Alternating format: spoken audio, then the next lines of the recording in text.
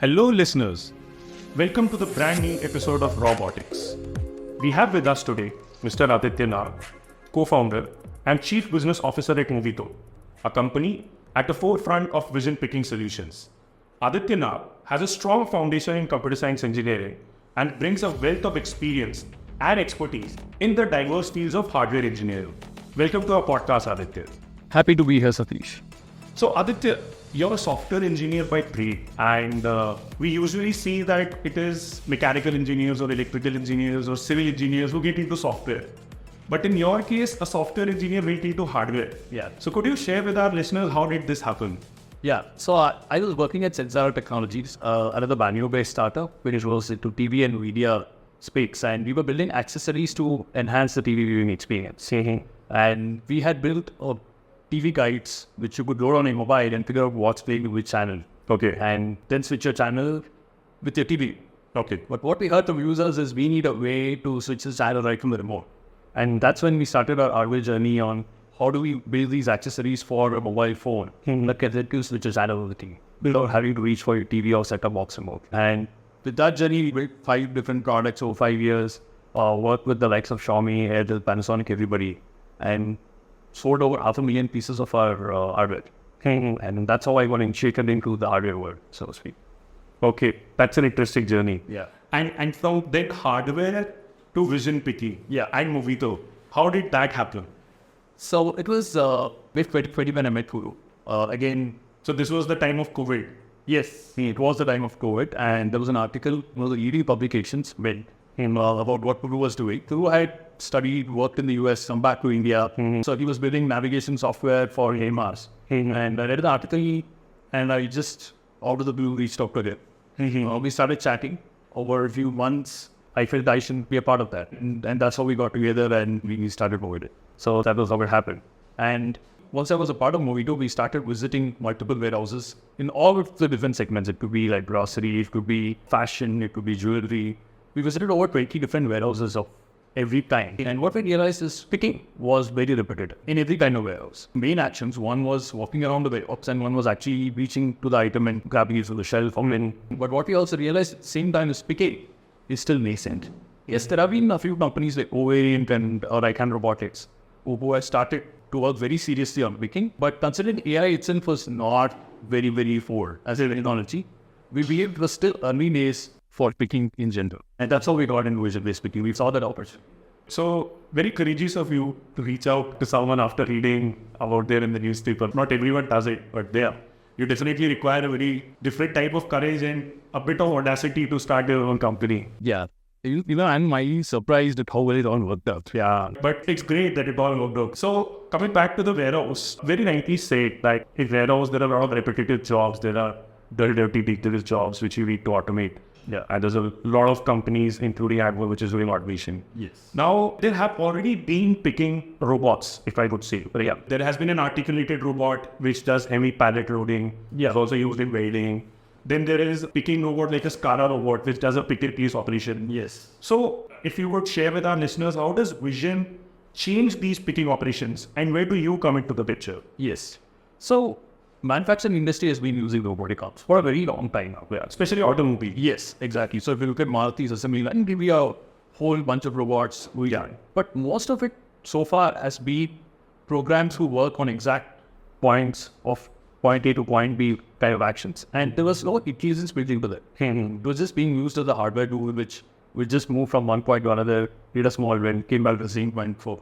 So they were not perceiving the world around it. So they were doing anything more than that. And if you look back how the general world around us is structured, it's not really structured at all. You will have items sooner on your shelf or your wardrobe, or if you look at a warehouse, things are not neatly stacked all the time. You look at a bin, there's a heap of items. It's never neatly kept one after another. And then you have more than 10,000, 12,000 SKUs in e-commerce or grocery warehouses. Actually, consider more than that, it's weird. So the world is not structured. And the way that a robot can always handle with just you're ready to be kind of moving. And what you need is a level of intelligence where it can perceive the world of it and then have a vision and manipulation stack that will help you pick the item. And in picking itself, you have to look at what am I doing in terms of what are the kind of items I'm picking. Then you have where am I picking it from and what am I using to pick it with. So it could be like, am I picking from a bin? Am I picking from a shelf? I may pick it from a carton, I may pick it from a pallet. All of these use cases. Then add on to it, am I picking fruits and vegetables, or am I picking cosmetics, or am I picking jewelry? Is the object round? Is it square? Is it cuboid? And then what's the gripper that has to go with it? Is it a suction-based gripper? Is it a two-finger gripper? Now, if you take the sum total of all of these use cases, you cannot solve them one by one. So what do you mean you cannot solve them one by one? So what I mean is your base architecture of a solution like this has to be able to scale to these use cases over time, and you cannot redo them one after another. So your architecture should be such that as the data set increases, it should not increase in size. It should be still able to give you the throughput that you want. Yes, exactly. It should not require us to redo everything from scratch. Yeah. For each of these solutions. So our quest has been to build that layer of intelligence where we know what we need to pick, what is the best way to pick it. Just to go a little more into bill picking itself. Right? Yeah. So if I look at a bill, I'm getting a 2D image. I'm using a depth camera, I'm getting some information of depth as well. But from that image, I have to figure out where are the objects driven around inside the bin. Which is the best object to pick now, right? There could be 10 items. I have to rank them in a way in which I can pick the one that is easiest to pick. And then even on that item, I have to figure out what's the best pick point. So if you look at an apple, right, there's a place where the stock is coming. Yeah. Now, I cannot place my suction there. It will never grip it. Correct. So I have to figure out which is the best pick point on that item. Yeah, that's very important, right? And you should not damage the product. Exactly. And on top of this is your application layer of intelligence. So somebody might say, like in grocery world, that I don't want to pick items which are already ordered. Oh, okay. Right? If you're doing fruits and vegetables. Yeah. I cannot apply the same suction pressure on a tomato floor. I have to print this level of intelligence so that it can handle all these items. Just like our human does. Like you know how you pick a coconut versus how you pick an egg versus how you pick a tomato. How do you give that kind of intelligence to a machine? So through vision system, you will add this intelligence to the robot. So basically, they will also be able to see just like humans can see it and take that decision. Though with us, it's very intuitive. See and handle. So you would also be in the process designing grippers for different kinds of picking applications. Yes, we would. Right now, we are using suction. Okay. It's working very well for the warehouse use case that we're going after, which is bill picking. But going forward, we do envision that we might need different kind of grippers for different cases, and we'll have to build them if it's hard that. Because each object orientation would require very different kind of handling. Very well covered. So what were some of the learnings that you had during this journey by building this solution? Or what were some of the eureka moments that you could share with our audience? Yeah, so well, all this sounds very easy, right? The kind of items we encounter in our everyday life, the range is very, very high. We don't seem to realize it. But the way you pick a visiting card, or the way you pick a needle, or the way you pick like a very heavy agar bag, they're all very different. So one of the things that are important is even if the number of SKUs in like a dark store is named 5,000, 6,000 SKUs, it's still very hard to come to a point where a robotic arm can handle all. Yeah. Like there's a 20-liter distillery bottle. Now, even after I have all the intelligence on how to handle it, the robotic arm that's required to handle it with 30 kilo payload is very different from something that handles a 200 gram thing. Very right. So, but a human can do it very easy. Yeah. Right? So the safe picker can handle everything. So our biggest learning has been to make robotic picking universal, to cover a whole range of SKUs. Or to a point where it really makes it ubiquitous everywhere else. It's still hard, long journey. Okay. And you build this intelligence on the robot, or you build it on cloud, and how are you going to handle that? So the way we have built our stack, it's completely independent of the robot. Okay, so it's hardware agnostic. Yes, it's totally hardware agnostic, and we are using Intel RealSense, which is not even an expensive vision equipment, easily available. So the idea has always been that use existing hardware tech, which is already mature, and see how far you can get with that itself. Okay. So since when you impart intelligence to robots through this vision system, do you think it will be easier for humans and vision-enabled robots to work side by side? Do you have such use cases? Well, right now, we have not seen too many use cases where the human and the robot has to work side by side.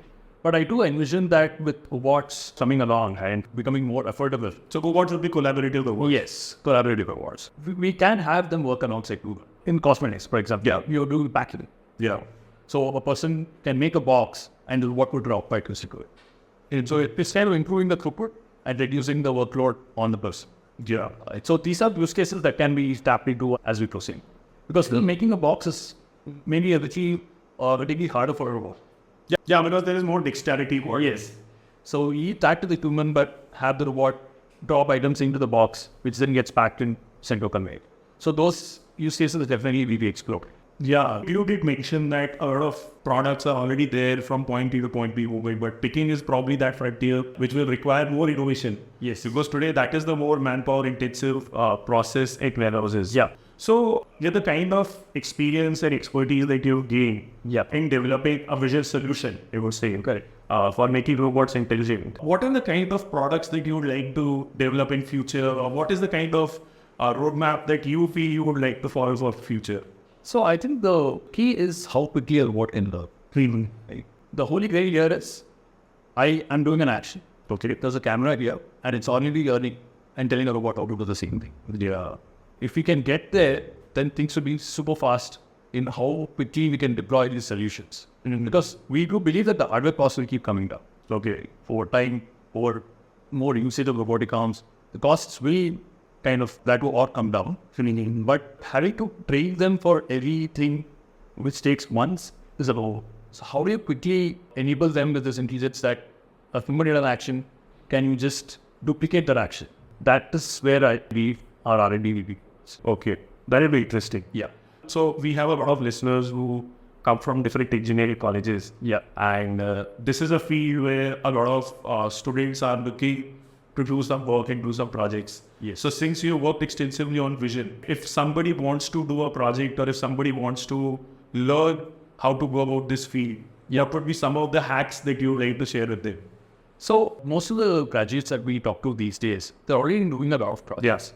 Everybody is at least a part of the F1 racing team, which is there. And every college nowadays has a robotics club. You cannot find one without it, right? And so they're already doing projects. And that's already a great start. And so be a part of as many of these clubs in your college or school and get your hands dirty. So I think it requires the maker-breaker mentality. It's good to make and break things early on so that when you actually are in a position to start something, you're already equipped with some basic skill, how to put things together and how to build your first prototype and so on.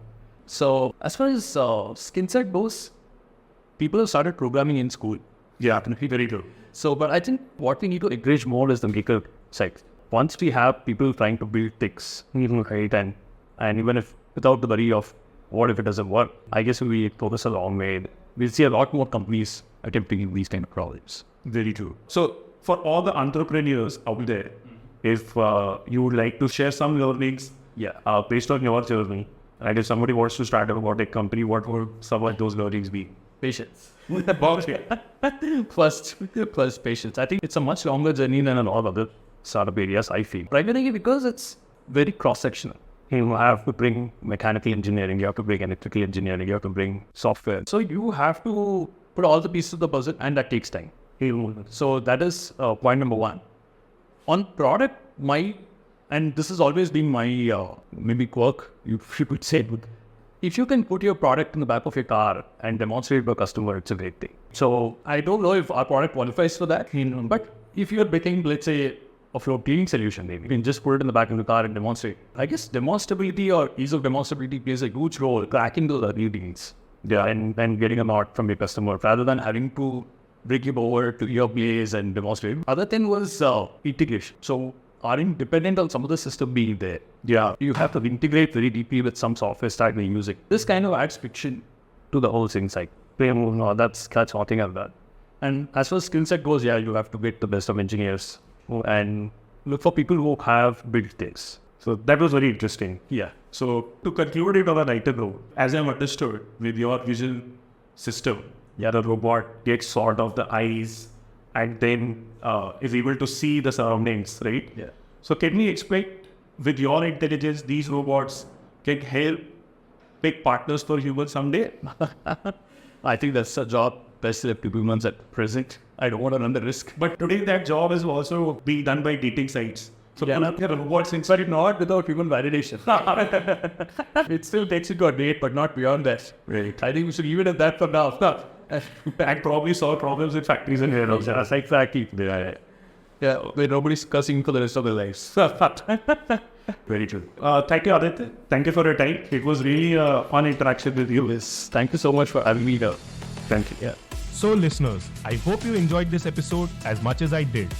Like and subscribe to continue on this robotic journey with us. Until next time, this is your host Satish Shukla signing off.